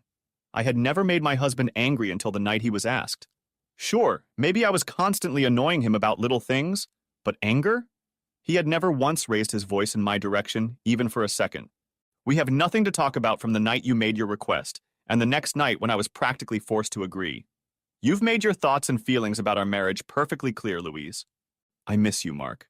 I want my husband to be with me. I can't remember the last time we did anything together. I can't remember the last time we shared a bed and made love. And it's your fault, Louise. I refuse to sleep and be intimate with a wife who wants to share herself with other men. But you agreed to it. He looked at me and started chuckling, shaking his head. You still don't get it, do you? I never wanted anything like that. I wanted my wife to stay faithful to me. But no, you just had to go out and have fun. Go and entertain a few other men. By doing that, Louise, you gave up virtually all privileges regarding my role in the marriage. Either I agreed to an open marriage, or my wife would unravel and go and cheat on me. Either way, I would lose. I would never cheat on you, Mark. No, you would. You were so eager to have fun with other guys that I know you had at least one man in mind when you made your request. Don't take me for a fool, Louise. You're sleeping with another woman too, Mark. Don't make it all about me. What's good for the goose is good for the gander. I wasn't going to just mope around the house while you had fun with everyone else. He took a step toward me, and his anger melted away. I know it was your goddamn slut girlfriend Janet who put all that nonsense in your head. Are you aware of what's been going on with her lately? Her husband finally kicked her whore ass to the curb. I learned a lot from him. She's been out partying her ass off. And he had to stay home and take care of the kids and practically be a cuckold. Do you know she started bringing men home and having fun with them while he was in the house? I felt my jaw drop. I had barely spoken to Janet in months, but I had never expected her to be so disrespectful to her own husband. I hadn't heard from any of the other friends I'd met at all.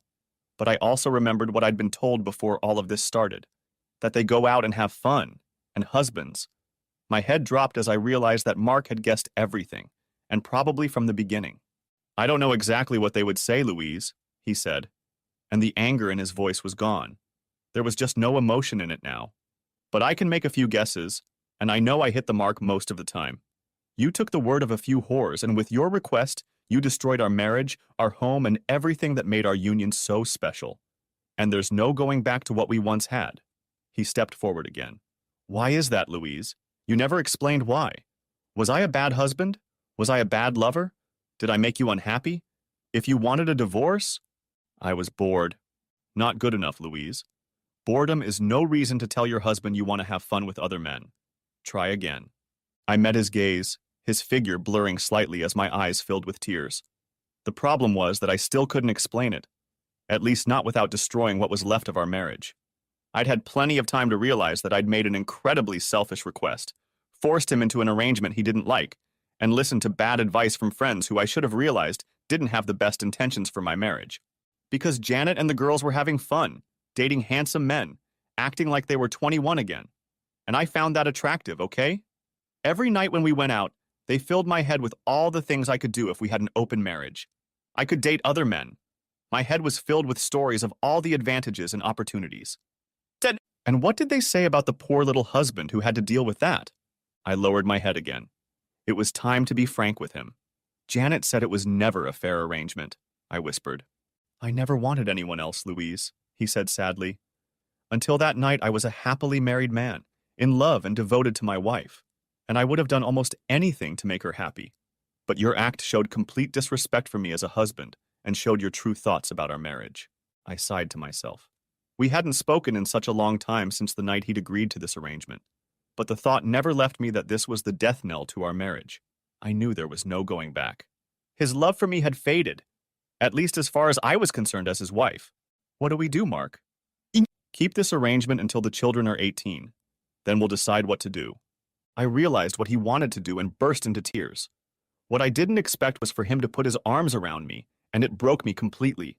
I collapsed on top of him, my legs almost leaving under me as I held on to him with all my might. I knew he didn't love me, but somewhere in the back of my mind, he probably still didn't want to see his wife cry. The love may be gone, but I guess the hate was gone too. We'll spend Christmas together, Louise, he finally said. But I'm living my own life now. Our marriage is practically over. You should realize that by now. You're trying to hold on to something that has withered and died over the last year or so. And even if I stop everything, you're a very different woman now than the one I married.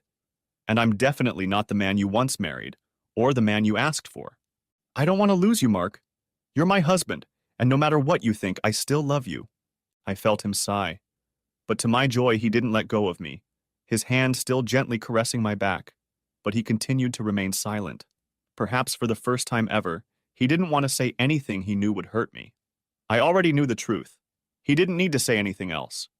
I knew what he was thinking, what he was going to do eventually, and I knew there was probably nothing I could do to stop it, and I couldn't hate him for that. Finally, he let go of me and stepped back, giving me a chance to wipe my eyes. I met his eyes. There was no real warmth in them, but he seemed to understand my emotions. Do you want some dinner? He asked. I almost cried again. It had been too long since the two of us had had dinner together. I smiled as we cooked something simple, but filling rather quickly, marveling at how well my husband was doing in the kitchen now. When we sat down at the table, the conversation was awkward, and some topics were definitely off limits. But after he'd had a couple beers, we started reminiscing about past times. You know, I never asked where the kids are, I finally asked. Zara is out with her friends. Matthew is at a sleepover with friends right now, and I was just enjoying a night alone. Oh, It's okay, Louise. I think we needed this conversation tonight. Zara hates me? He shook his head. No. She doesn't hate you, Louise. She's Daddy's little girl, and she doesn't like that her mom has a boyfriend. What does she think about Daddy having a girlfriend? I replied. To this, he chuckled slightly. Well, I think she's a little jealous, since if not Emily, she's certainly been neglected in the first few months. Do you love Emily, Mark? You know I love Emily. She's been my best friend for most of my life. Are you with her now? I asked quietly. No. She's been there for me as a means of support. She won't be with me until we're divorced. Wiping my cheeks, I couldn't hold back the tears. Are you serious about this? Divorce, I mean? Are you really happy in our marriage, Louise? This is the longest conversation we've had in the last year, and the longest we've been in each other's presence in months. I would give anything to have things the way they were before. But you can't turn back time, Louise. What's done is done. But he changed the subject and invited me to have a drink with him in the cabin he called his own. It was decorated with love. It was incredibly warm, and not surprisingly, the kids loved spending time there with him. We shared a bottle of wine as we continued to talk about the past. It was better than talking about the present or the future. When I woke up the next morning and felt someone's arms around me, I opened my eyes and saw my husband sound asleep. I realized that I had probably gotten a little drunk, but disappointment overtook me when I realized that nothing had happened. Mark opened his eyes and looked at me in surprise for a few seconds. Then he smiled at me. Apparently, we had a bit to drink last night. We're both still dressed, though, so... I have no indication that you made love to me, Mark. Snuggling closer, I asked, would you be interested? When was the last time you did it? Over a week ago. At that, he raised his eyebrows. I've never stopped finding you attractive, Louise. You're still a beautiful woman. Do you mean that? Of course I am. I'm not going to lie to you about something like that. Mark, I know you don't particularly like me, but would you like to entertain your wife? We haven't done anything in over a year. I really miss being with you. He sighed and pulled me tighter to him, whispering that he was sorry. I whispered back that he would never apologize. I still remembered that part of our agreement. He had closed off a part of himself from me, and he couldn't give me that part anymore. Thank you for telling me I'm still beautiful, I whispered. He disappeared to take a shower, then got dressed and had a quick breakfast. As he was leaving, I stopped him and asked if I could have a hug. He put his bag down and, for the first time in a year, hugged me. I clung to him as tightly as I could, not wanting to let him go. In a way, it was a symbol of the end.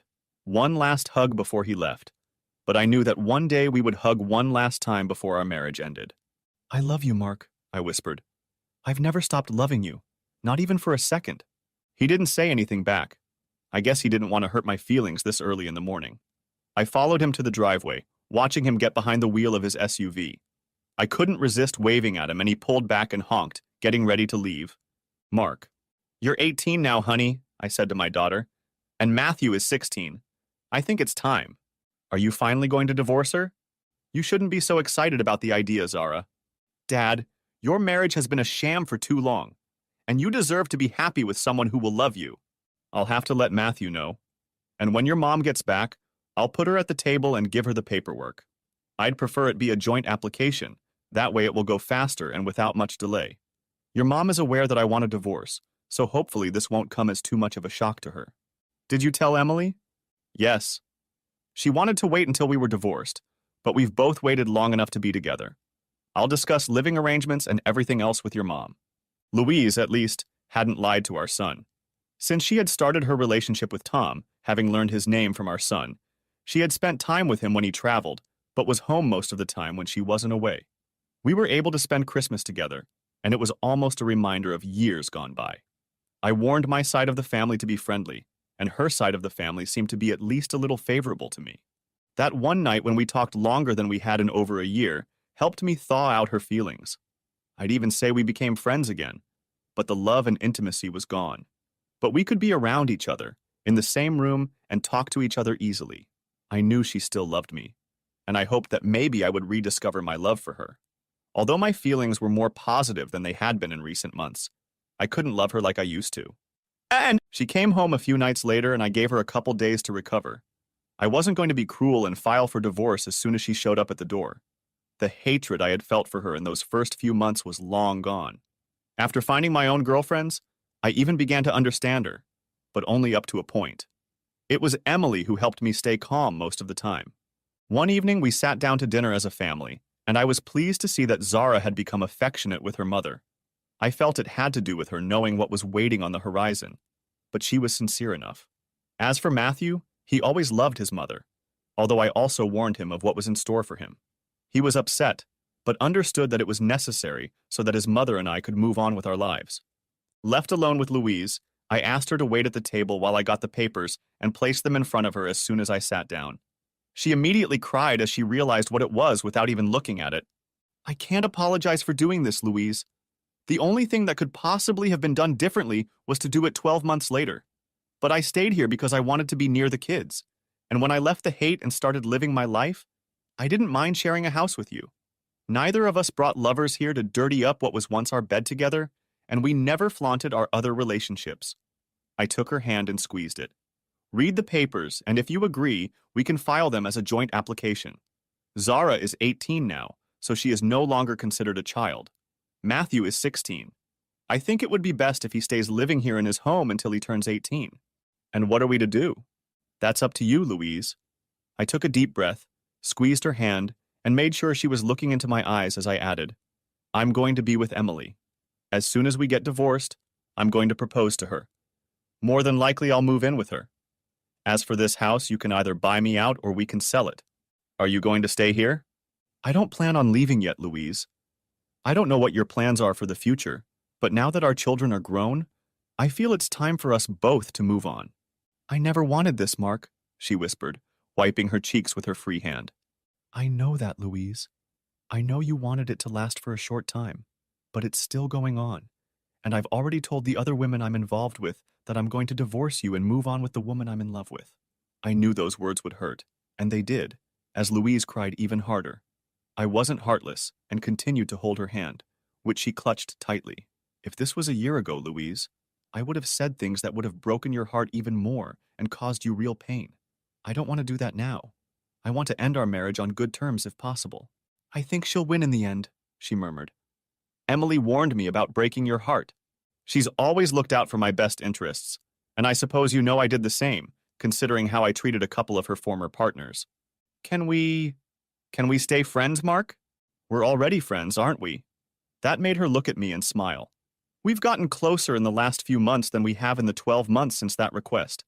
Now it's been almost 2 years. Our relationship isn't what it used to be, and it's never been the same. But we have 2 children, and that will always bind us together. When will you move out?" "I'll coordinate a date with Emily if you want me to move out. If you want me to stay, I'll stay, but you'll have to put up with Emily coming to visit and me no longer hiding our relationship from you." "I'm not sure I can live with that," Louise whispered. "Then I'll leave, Louise. It's okay. We've already talked about it, and she's happy for me to be with her all the time. She really loves you, doesn't she?" I didn't regret anything in our relationship until that night, Louise. I fell in love with you, and marrying you was the best day of my life. The birth of our 2 children will always equal that. I still have no regrets whatsoever. I loved you with all my heart for so long, and I gave it all up. Go through the papers. I'll send them back as soon as you sign them. I'll talk to Emily and arrange a date for my move." She didn't cry much. I hugged her back, stroking her back. I realized that I had just broken her heart in return. I knew she was living in hope that we could save our marriage, but she also knew that I had talked about divorce more than once. In the evening, after going to my side of the house, I called Emily and told her that I had given the papers to Louise. She tried not to betray her excitement when she asked when I would be moving in with her. I knew I would be moving out of the house since Emily owned her house and was looking forward to me moving in. The fact that I had left the house to Louise didn't bother me, as I knew she would agree to sell it as soon as Matthew was old enough. The house wasn't as uncomfortable as I thought it would be. In fact, I felt a weight lifted off my shoulders. The tension eased as I finally made a decision. As for Louise, I knew she was upset, but she bravely kept her cool. Zara told me more than once that she overheard Louise talking to Tom and told him that she needed some time as she had put him on notice of what had happened. Louise disappeared the day I moved in, taking Matthew with her, who went to see her parents. They were privy to everything, including our divorce. She had signed the papers, and now all that was left was to go through the court and wait for the final judgment dissolving our marriage. Emily came around as I was packing up the things I was supposed to take to her house, which, to be honest, wasn't much. When she arrived, I greeted her with a kiss. After packing boxes and a couple suitcases into my car, she took a couple other smaller boxes with her because she insisted that her house was going to be our home, and she needed signs that we were living there together. I'm not going to lie. I left the house for the last time with a heavy heart. I had been officially married for over 20 years. We didn't celebrate that anniversary, of course. There was no point since we both knew the score of our marriage. But for most of my life, the house had been a warm, welcoming place. There are 1,000,001 good memories associated with it. Before I left, I wrote Louise a short letter that I hoped would make her smile. I no longer felt hate or bitterness. I was living my life, and it was time for Louise to live hers. When we arrived at my new home, we dropped off most of our things and left them in one of the 2 spare bedrooms, and he made sure most of my clothes were in the one that was now our bedroom. I've had several tests, Mark, she whispered. I'm still capable of having children. That made me lean back and I felt a smile appear on my face. I know we've only discussed this in passing, and I know you already have 2 grown children. We can definitely discuss it. I love you, Mark, and over the past few months I've fallen in love with you. Emily, you've been my best friend for most of my life. Believe me, I feel the same way now. When was the last time you were with someone? It was a couple months ago, Emily. I've always been uneasy about my health, but I knew you'd want to know, so I got tested as soon as I had my last time with Cindy. I'm fine. When was the last time you were with someone? She immediately became self-conscious and blushed. How long ago? Just waiting for you to start divorce proceedings, Mark. I knew I couldn't wait until it was official. She made dinner for us that night, and we sat at a small candlelit table, sharing a bottle of wine and marveling at how easily the conversation flowed between us. After that, there were no transitions to the living room or the backyard. We loaded the dishwasher and turned it on. Then she took my hand and led me into her bedroom. Emily was nothing like my wife. Shorter. Slimmer. 2 months later, a month after our divorce was finalized, and I had received the final papers, I proposed to Emily after we shared a lovely dinner at the harbor. She rushed to me as soon as I put the engagement ring on her finger, and when we got home, my bride never failed to thank her fiancé for making her so happy. Of course, I couldn't help but tell the kids about it. Zara was thrilled, as she just adores Emily. Matthew was happy, even though I knew my son well. I think he always hoped his parents would make up someday. I didn't tell Louise because, truth be told, after I moved out and during the divorce proceedings, we kept our distance. Everything was settled without having to see each other in person. Emily didn't want a lavish wedding. All she wanted was an engagement ring on her finger, a chance to wear a white dress and say the vows that would make us husband and wife. My second wedding was small, 6 months after I proposed. Only close family and friends were invited. Both my children attended the wedding. Matthew was a little surprised, but eventually accepted the invitation, figuring he might want to show loyalty to his mother. I did not invite Louise as I knew it would hurt her too much. By this point, we were socializing again and had invited her over to my house more than once. Emily didn't have a problem with Louise. I don't know how Louise felt in response, but Emily suggested after one visit that my ex-wife was living with a lot of regrets. On our wedding day, Emily was 5 months pregnant. She was radiant and looking forward to becoming a mother. I couldn't wait to be a father again either. Epilogue. Louise. Mark found his happiness the day he married Emily. I wasn't invited, and honestly, if he had, I probably wouldn't have come. I was happy for both of them. After everything that happened, I was happy that my ex-husband was happy, and I knew Emily had waited for her time. I saw pictures on social media and she looked so beautiful. I'll admit I hated her for a while after he moved out, but I just couldn't keep those feelings for long after she invited me to visit, and we talked more than once about everything that had happened. This was supposed to be my happy period. The day I married Mark was the best day of my life, matched only by the birth of our children. I regret the day I made that request to him, and I definitely regret fulfilling it the next day. I knew that day my husband stopped loving me, stopped trusting me, and that was the beginning of the end of everything. My relationship with Tom slowed down in the months following the divorce. Although I loved the man, I knew he would never leave his wife, as he had told me many times. Realizing that I needed to move on, he invited me over for dinner one night, and I told him how I felt. He understood my reasons and, although he was sad, knew that relationships like the one we had eventually come to an end. I certainly didn't blame him for anything to do with my relationship. I had only myself to blame for it. I was alone in the big house, with only my son keeping me company, as Zara had moved out shortly after my father, deciding to share an apartment with a couple of friends while she went to university. I knew she was happy about our divorce, though she never expressed her feelings too verbally, but she still blamed me for everything that had happened. I was grateful that she still talked to me and came to visit at least every weekend. I knew it would take time for our relationship to fully recover. When it came to finding love again, I realized that there are very few men like Mark, and frankly, very few men like Tom. With Mark, I had ruined a beautiful marriage, and Tom was a real good-hearted man. But the small hope that he would want to be with me all the time never materialized. I dated men from time to time. Some men seemed sincere, but most were not worth my time. Many of them were men who had gone through bitter divorces. I was always honest about the reasons for the divorce, and I was called a whore and other names more than once. Others, however, thought I would easily please them. Several years passed until I met a man who seemed worthy. His name was John, and he was a couple years older than me. Good job, his own apartment, and he seemed to really like me. We dated for a few weeks before I finally decided to sleep with him. He was a good enough lover, caring enough to make sure I had an orgasm, but he didn't have the feelings I'd had with Tom or the fireworks I'd enjoyed with Mark. But I decided that's how I was going to go on with my life. The love of my life was gone. Now all that was left was to find a man good enough for me to grow old with. But even that turned out to be a false dawn. It was on Christmas Day that I learned the truth. Upon arriving at his apartment, I found no sign of him, even though we had discussed our plans for weeks. Looking around his apartment, I searched for anything that might tell me where he was. Eventually, I found paperwork, an itemized bill that listed a different address. Without realizing why, I took it with me and drove to it. The house was in the suburbs. Pulling over to the side of the road, I saw his car parked in the driveway and another car next to it that I didn't recognize. As I got out of the car and walked to the front door, I felt a knot in my stomach. Ringing the bell, I waited a few seconds before the door opened, and the face of an unfamiliar woman appeared in front of me. "Hello, can I help you?" "Yes, I'm looking for John." "And who are you?" "I'm not going to tell you my name, but I assume you're his wife." "Yes." "Well, then I am his mistress. I'm very sorry, but I didn't know you existed." "You—" Her eyes darkened for a few seconds.